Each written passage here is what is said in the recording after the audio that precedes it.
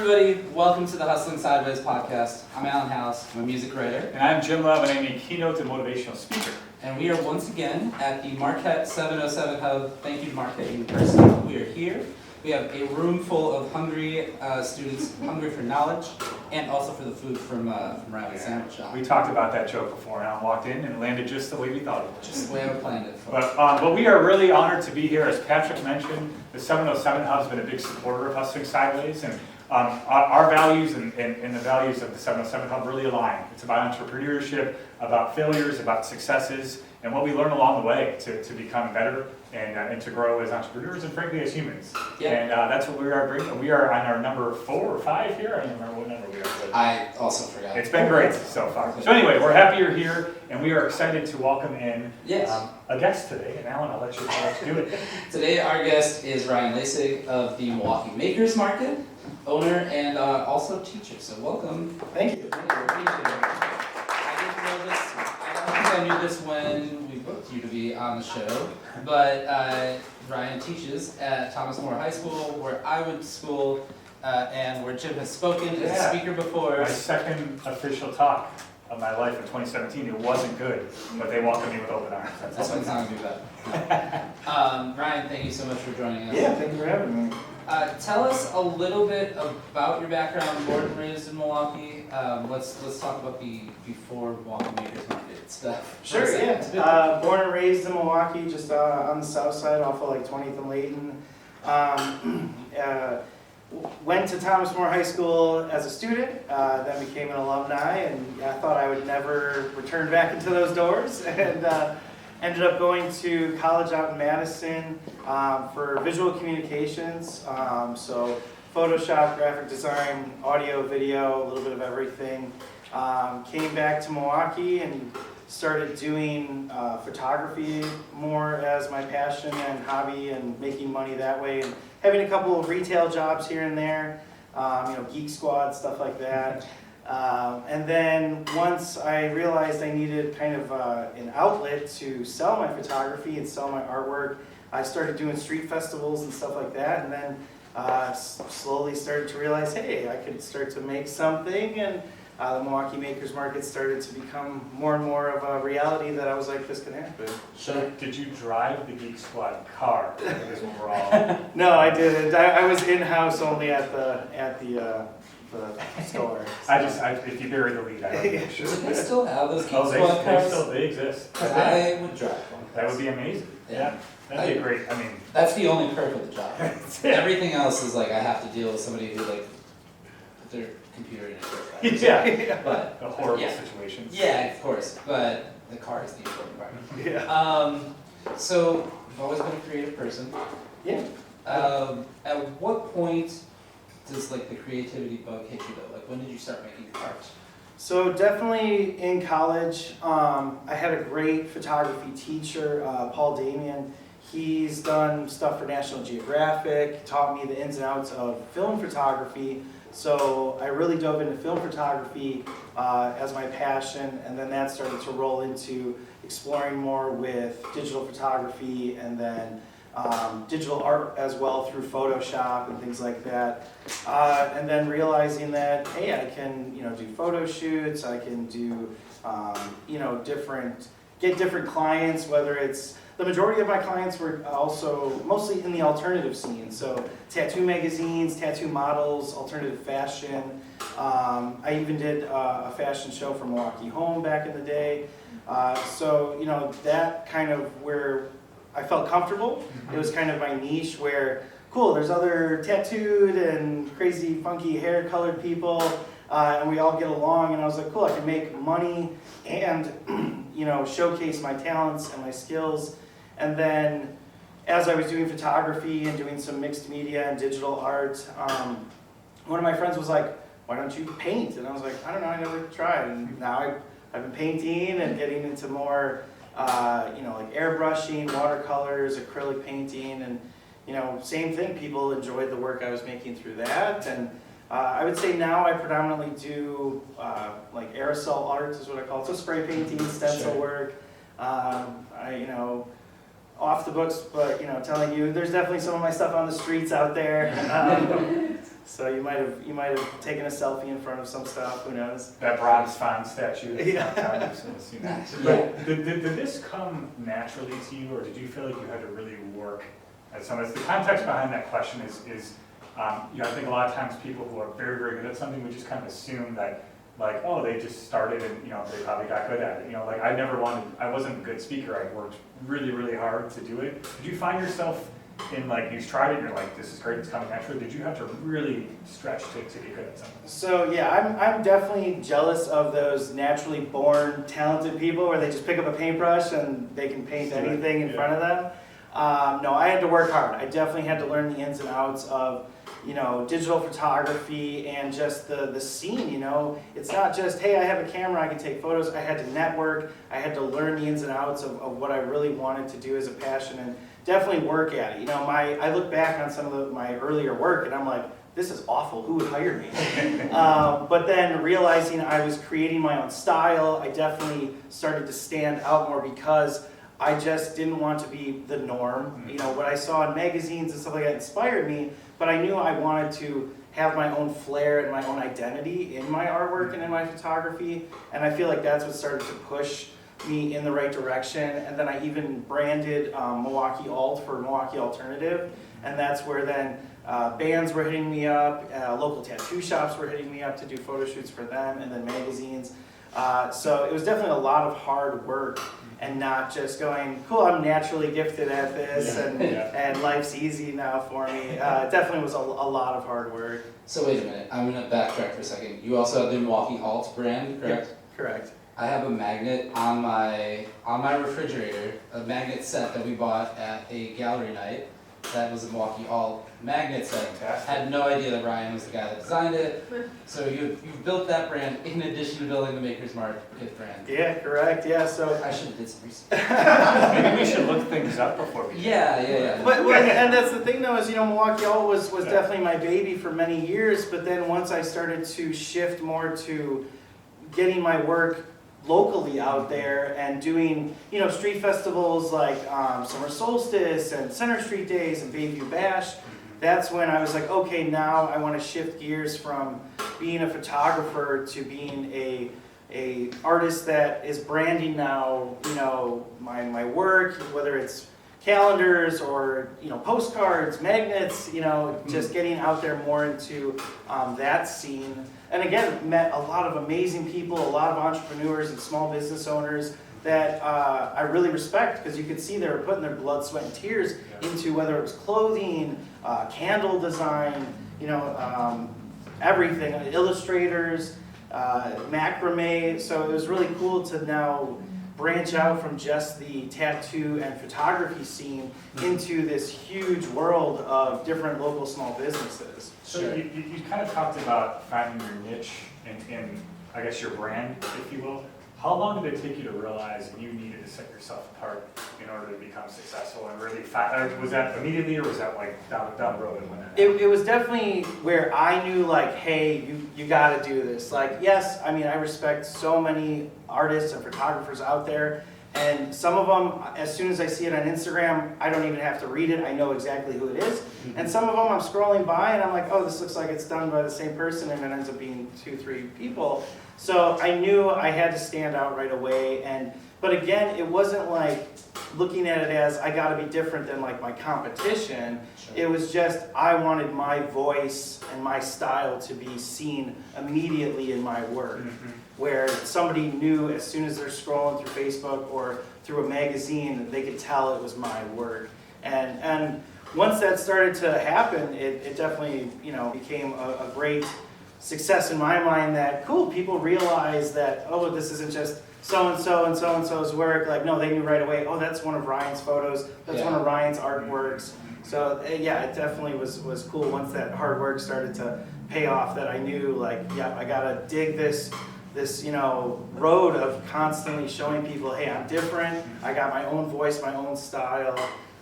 So yeah, I mean, that's gotta feel empowering for you too. Oh, it definitely people was. are buying into you, not just some random piece of art. Like, they know it's coming from you. 100%. And having these businesses with Milwaukee in the title, Milwaukee Alt, Milwaukee Maker's Market, I kept my roots, Milwaukee, when I bleed, I'm bleeding Milwaukee, So that's what I really held true to is, yeah, I've done work in Chicago, I've done work in Madison, I've done work in Austin, Texas, I've been published in Costa Rica and New Mexico, over in the Netherlands and stuff like that, but I'm never going to just be like, oh yeah, like this was Ryan's work. No, it's Milwaukee Alt's work. I want to keep that Milwaukee roots connected to what I do. That's like the most Milwaukee thing I've ever heard. Like that's so, people here are. That's what we do. I love it. I think there's a difference, and this is coming from a kid from Chicago who lives here now, but no one would ever give a damn about being like, this is Chicago stuff, like there's a sense of really like, that you are passionate about where you're at. There's a higher percentage in Milwaukee, No for doubt. sure, of people that are like, we want to make the Milwaukee version of X, Y, Z, Exactly. whatever is popular. Which I think is so out cool. I think that's one of our superpowers here. there. So I deal with a lot of creative people. Of course, you deal with a lot of creative people. In my dealings with them, I have noticed that there's always a disconnect, or almost always a disconnect, where somebody's really creative and they have a great idea on something. They don't necessarily know how to make money at it. You know what I mean? They think that I'm just going to put my stuff out into the world and somebody's going to buy it, and somebody's going to buy into it. And that's not even just visual art, that's music, that's video creators, that's whatever. People just think, I'm going to make my stuff and then people are going to buy it. What were some of the lessons that you kind of learned the hard way about taking something creative and trying to then now turn a profit on it? Yeah, I mean, this might turn into a long story. But yeah, I mean, especially when I was coming out with self-published books, I was taking my photography, making self-published books, making calendars, taking my artwork and just, busting out canvases every weekend just so I had some inventory to do like a Bayview Bash or something like that. But yeah, I've done shows where it's, raining all day and not a single person bought a single thing, and it makes me go, why the hell am I doing this? Like, I should just stop now. But then again, that community where my neighbor who's, selling candles and my other neighbor who's, selling hand-knit scarves, they're in the same boat as me. And seeing their passion for it inspires me then to keep it going as well. Sure. And having that sense of community where it's like, we're all in this together, and yeah, I can go, oh man, woe is me, this was a hard day. But it was hard for a lot of people too. But I see people with smiles on their face and going, oh, we'll try it again next time. Yeah. And so, yeah, I mean, I used to do every show under the sun. I mean, I've done church basement shows where, one person at the end was like, oh, I'll buy this for my grandson. I was like, thank goodness. Yeah, exactly. So, but then I've had shows that blew me away where, I'm doing Brady Street Fest or I'm doing Mitten Fest, and I made over $2,000 in 6 hours. And I'm like, holy cow. I just paid my rent and got some gas money and food, and so there's those opportunities where you have to remember, like, follow your passion. People are gonna want to gravitate towards it. They're gonna want to spend money on it, and that's where again, kind of know your audience too. I've had people bring so many things to shows where they have a little bit of everything, but only this one thing sold, and I'm like, that's a good thing. Now you know that they really enjoy this part of your artwork. Maybe make a little bit more of that style or that specific item that people are going to gravitate towards. And then that's where Milwaukee Makers Market kind of started to birth itself. Is I'm doing so many of these shows where I'll show up to a show and I have no clue who's running it. It was just an email with no name that said, you're in, give me money.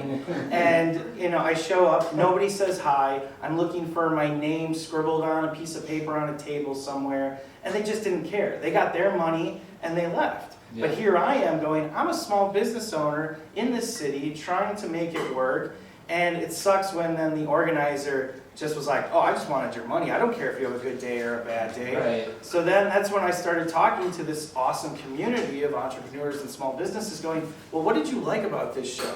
And what did you hate about that show? Okay, I'm not going to do that stuff then if you hated it, but I'm going to take notes of everything you liked. Oh, they had, the emails were super clear about parking and where to enter and who's in charge and if there's a phone number in case of an emergency. So then I started to take all of those positive things from these shows and going, okay, let's put this together.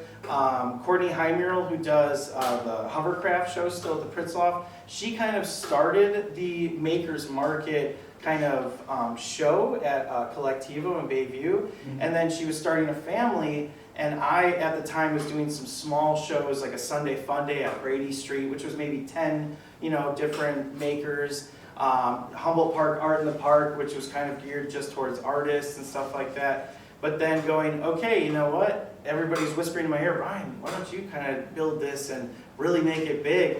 And so I got Courtney's blessing to kind of follow in her footsteps, talk to Collectivo, and then said, I'm going to brand this, and of course I'm going to put Milwaukee's name on it. Right. And so Milwaukee Makers Market started not only for a place now for me to sell my stuff, which was great, but a place now to have this venue for these local businesses.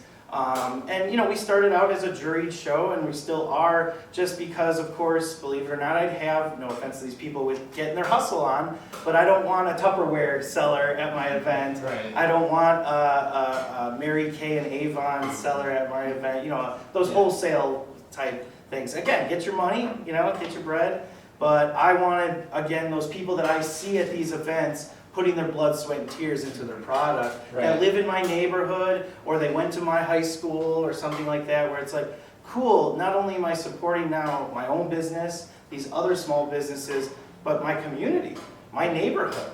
They're gonna now spend this money possibly at another small business. It's now circulating in my community, and I can tell that big box store up the street, well, screw you, they bought a candle here that somebody made in their neighborhood instead of being made somewhere else and shipped in that you paid 20 cents for, and you're selling it to people for 30 bucks. Right, So. exactly. How long was that process of kind of hearing people out? Because I think, especially with students, that are building businesses and want to jump into things, you need to test, right? You need to hear what your community is talking about. In this case, what works for a show, what doesn't work for a show. How long did that kind of last for you, that you were kind of developing, okay, here's general consensus of what people like, general consensus of what people don't like? I mean, it definitely took a season or two of, being in the Collectivo parking lot in Bayview, having these shows, mostly during the summertime, May through September. You've all experienced summers in Milwaukee. It can either rain all day or it can be 100 degrees and you're like, why am I even outside today? Mm-hmm. So realizing okay, well, when's the best time to have these events? And this person was like, this is awful. So I took it upon myself to go get water, pass out water to everybody, things like that. Right. So that's where every event I'm learning, again, am I falling into that, oh, they hate this category? Or am I at least showing that, hey, I'm learning, I'm developing this market and what's best for these small businesses. And feedback, if somebody came up to me and said, you know what, I had an okay day, but maybe next time have it on this day because I know this event is happening around the neighborhood, so people are going to be foot traffic. Yeah, there's going to be more foot trappic. And instead of going, screw you, this is my thing, I was like, thank you for that feedback. I was unaware that this day might be better for us at having it. So taking in that feedback from these small businesses definitely helped grow it. I'm never here saying I came up with everything, I'm so smart. It's like, no, this wouldn't be what it is today without the support of these small businesses and of the patrons. Yeah. A big thing was diversity. I did a show and I had a lot of people come in supporting it, a lot of people from the Bronzeville Collective and stuff like that, and they're cool with me and they kept it real and they said, hey Ryan, this is a sea of white. And I was like, what do you mean? They're like, every vendor here is white. And I was like, you're totally right. I was like, that's just who happened to apply for the show and they got in. And I said, please get the word out that I want diverse crowds. I want all of these different small businesses that make Milwaukee to be a part of it. And I'm so happy now that I have that diversity. I have LGBTQ community, I have women-owned businesses, I have indigenous businesses, African-American businesses, Hispanic businesses, all being a part of this now because that's Milwaukee. We are a huge melting pot of culture and diversity. And somebody else could have been like, oh, I don't like your attitude about this, but I was like, thank you for telling me that. Sure. I don't want somebody to come in and be like, this isn't Milwaukee, this isn't my crowd. I was like, thank you, and please get the word out there that yes, I want everybody, if you're a maker in Milwaukee, no matter what race you are, what culture you are, diversity, apply, because I want to showcase what Milwaukee has to offer. And so that's where, yeah, those lessons of growing and realizing, like, how can I change it and how can I make it better and continue to grow really helped. And honestly, going back a little bit to your question about, just make it and put it out there and people will buy it. No, you definitely got to work at your craft for sure. I've dealt with small businesses like that where they show up, they set up a table, and they're just on their phone the whole time. And my mom likes to come to these events, and she'll say hi to people, almost like a secret shopper. Yeah. And she'll be like, I wanted to buy, some cookies off this person. They didn't even say hello. And I'm like, if you can't say hi to my mom, well then, maybe this isn't the right area for you. Because again, like your product, yes, people want to buy your product, but you are also your product. Right. Say hi to somebody. Tell them your story. They don't know that you just put your blood, sweat, and tears into this last week of creating this artwork, creating these products. They just see what's on your table. Right. But once you connect with them and tell them, hey, yeah, I spent so many hours on this painting, this is an original artwork, like they gravitate towards you, and they don't want to just buy it because of how amazing your talent is, or how great that cookie is, or how cool that piece of clothing is. They want to buy it because now they have a sense of community. They have a sense of supporting local. And I think that's a huge thing to remember as well. As yes, you could be creating amazing artwork, amazing fashion, but if you can't say hello to somebody, well, why do they want to give you their money then? Yeah, exactly. I think you hit the golden word right there. Community seems to be at the heart of what Milwaukee Makers Market actually is like you said, community of vendors that kind of came together.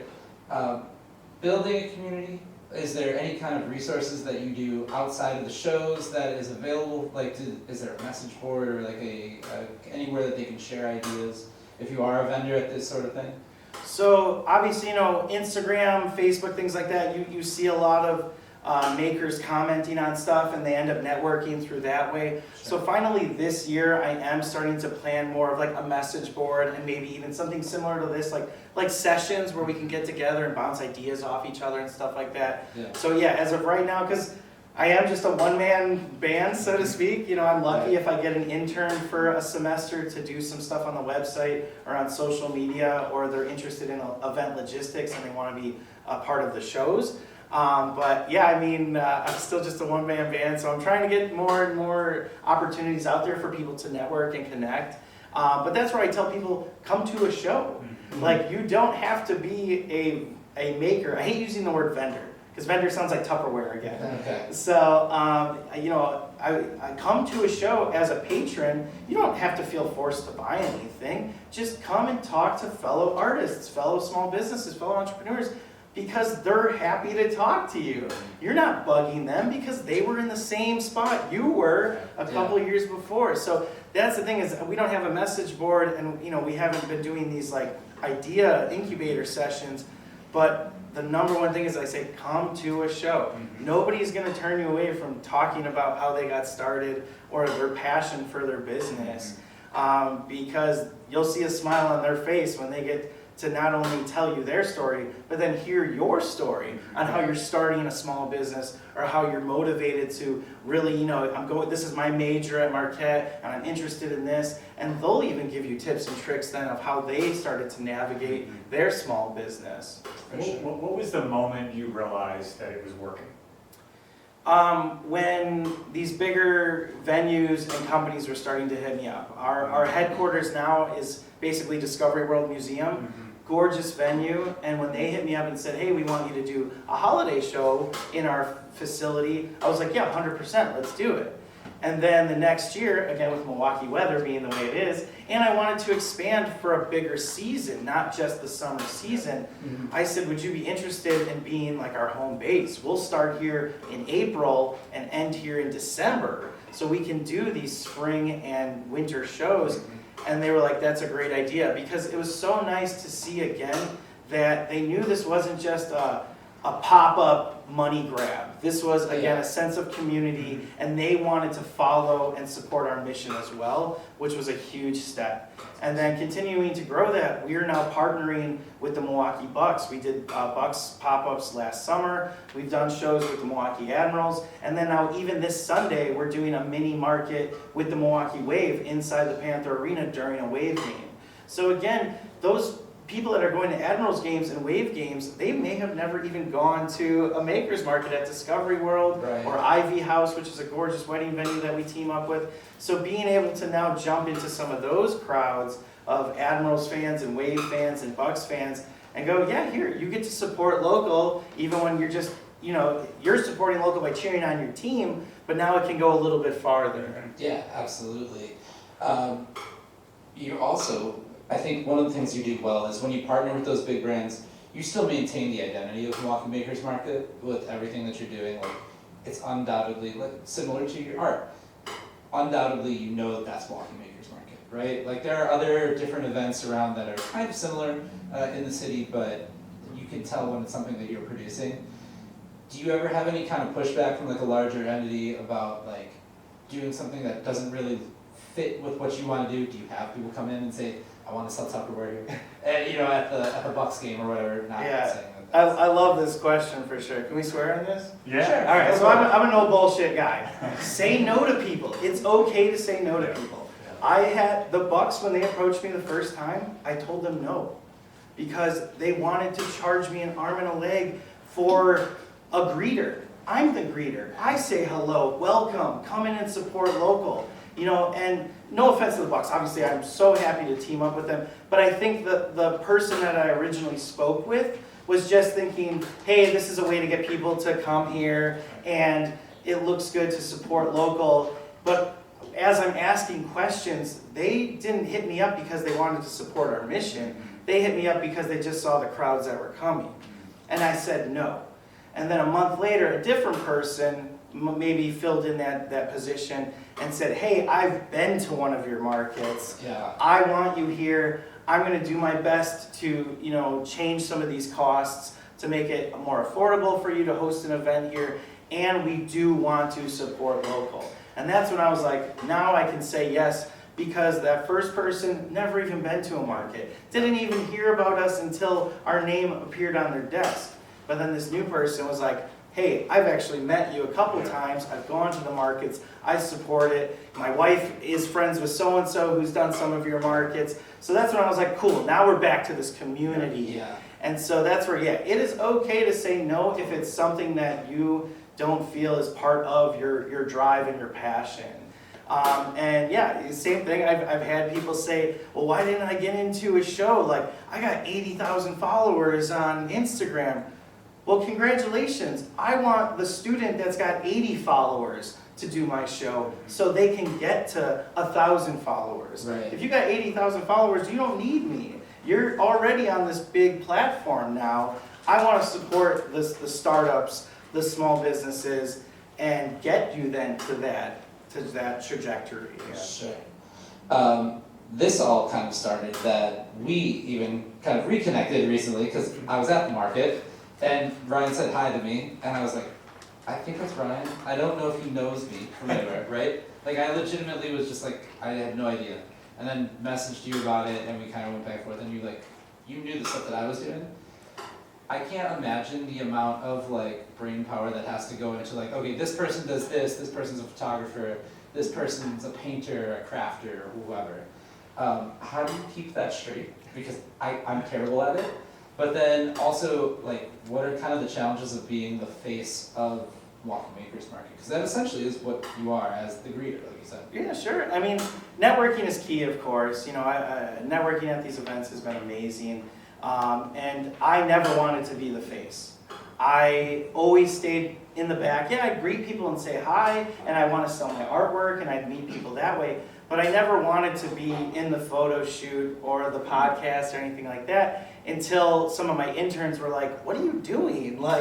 People are coming because, they like seeing you at the shows, and you're saying hi, thanks for coming, thanks for supporting local, welcome, we got over 50 local businesses. they recognize that right away. And then that's where, again, I was hearing feedback from patrons where, oh yeah, I just went to this craft fair, and again, they just took my money and they didn't care, and where they're like, hey, thanks. Like I had a person turn around and go, wait, were you talking to me? I said, yeah, thanks for supporting local today. Well, thank you for thanking me. Yeah. Like, because again, that sense of community, that pride, and so. It's a good old-fashioned thank you. Yeah. Thank you. No, thank you. So, networking and seeing people come through the events, and, I've had, TV show hosts and radio hosts and things like that come through the market. And Judge Mosley, shout out to Judge Mosley. Like, he comes to so many markets and just is always rocking local stuff that he bought at the markets. That's cool. So, yeah, just seeing that support and then networking and knowing, okay, this person's in the photography scene, this person's in the macrame scene, the ceramic scene, the music, it definitely gets crazy, but I have ADHD, and I've learned to use that as my superpower, where it's like I'm able to pay attention to 1,000 things, and then, sometimes I'm, squirrel, but when I'm able to focus in on all of those 1,000 things, I just try to absorb it as much as I can. For sure. We were talking, this was an interview probably over a year ago, that I'm speaking of ADHD, same, and there's a level of like, you're wired, like you want to get stuff done, and there's almost like a sense that a lot of entrepreneurs probably have something in the sense that like they I don't remember who we were chatting with that kind of had this take of like you're excited, you're passionate about it, and you can do 100 things at once and you're ready to go, Yeah. and then you do have to refocus your time. But it was a funny take you had. It was like, yeah, I could see it. It's kind of how I do it. I would say I don't officially have it. I've had tendencies of it for sure, and my wife has definitely told me I have it. It's crazy to think that, it's like 90% of people that have ADHD end up having their own business. Right. Though they might have a 9 to 5, but they also have that side hustle for sure, because their brain is just moving everywhere, and they're like, I want to do something for me as well. So we're saying it's required. Yeah. So if you don't have it, guys, good luck. That's it. Yeah. What does 2024 look like for Milwaukee Makers Market? Because you have a lot of things going on, as we just said. So, now that I am this face of Milwaukee Makers Market, and I'm really proud of the direction we've been going. We're now 2020, 2021, 22, and 23 Best of Milwaukee winners for Art and Crafts / Makers Market. I was nominated as Best of Milwaukee Local Entrepreneur last year, and I won it now for 2023. So that was cool. Congrats. Thank you. So again, I'm not just gonna cut town and be like, all right, cool, I won some awards, I'm out of here. It gets you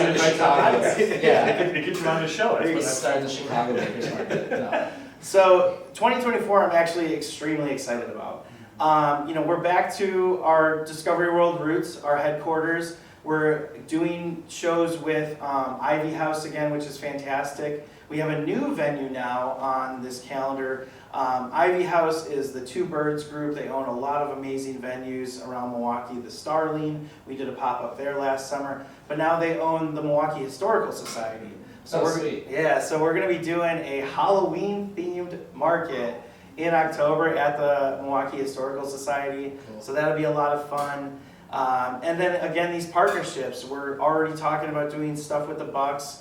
Possibly during the summer, definitely during the holiday season. The Wave now coming up this Sunday.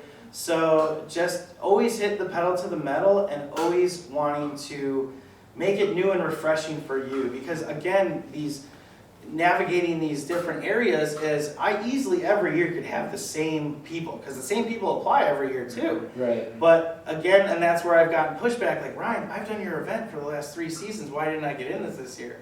Well, because you've had 3 seasons to build your brand. People know who you are. You have a client base now. You have a website that's doing well every week. I want to get new faces in. I want to get new entrepreneurs that are go-getters to want to now have a platform to sell their stuff. They've done okay on Etsy. They've done some pop-up shows in their neighborhood, something like that. But now that's where I'm looking at these new businesses that are forming to join us. So, I always say it's 50-50. You're going to see some of those fan favorites. I always name drop them. Big White Yeti Candle, James Steno Gallery, Frank and Bella Jewelry. You're going to see some of those fan favorites come back. but my goal every year is now to get new businesses in there, and that's definitely my goal. So our application is currently open right now. It's open until March 1st. And then you better believe it, as soon as it closes, I'm going through them. I already have over 250 as of today. Amazing. Last year, when it was all said and done, I went through 600 applications. Oh gosh. And yeah, it's a juried show, and I was great to see a lot of these new faces. We had Lake Effect Coffee Company. They got just like a tricycle, and they pour nitro brew, and they killed it. And they did so well at these markets and farmers markets that they opened a brick and mortar store now last month. Nice. And that's what you want to see. That's That's the goal of me having these events. Is yes, I got to keep a roof over my head, and there is a booth fee and stuff like that.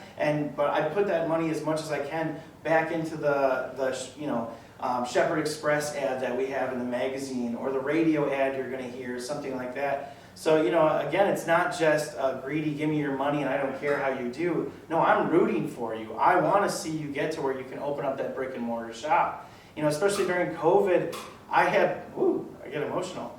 I've had people crying on my shoulders because I got their kids through school. Because of my markets, it kept a roof over their head. That's cool. Yeah, That's so cool. That's when you see that, again, this isn't just come and shop. No, this is you are supporting your neighborhoods. Yeah, absolutely.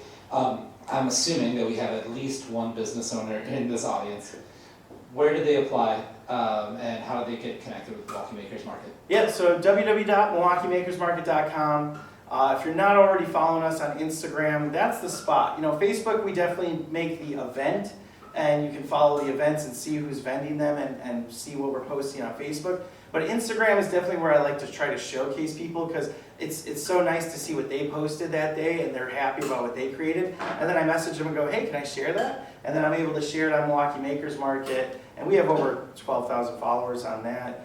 And so, again, just trying to get that name, people's names out there. But yeah, Instagram, Milwaukee Makers Market, Facebook, Milwaukee Makers Market, but definitely our website, www.milwaukeemakersmarket.com. You can see our whole season, and then there's an Apply Now button as well. And I was super happy to see that Live a Little Ice Cream is showcased here in the hub, because she killed it at our markets. Nice. I mean, she would sell out every single market. I learned because I put her in the front so people would come and see her, and I learned to put her in the back so people would come through the whole market, because people would rush in, buy her ice cream, and get the heck out of there because the line would be so chaotic. So I learned to put her towards the back so people would walk through the whole market.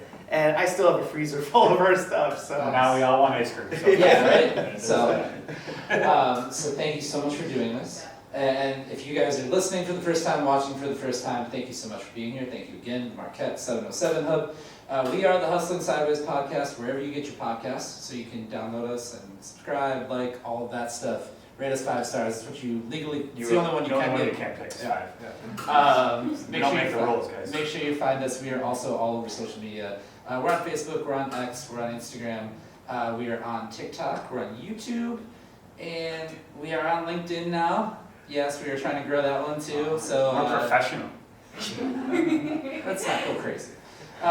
We are all over the place. We're the Hustling Sideways podcast. So thank you guys so much. If you want to be on the show too, send us an email, hustlingsideways@gmail.com. And Jim, keep on hustling. See you next time.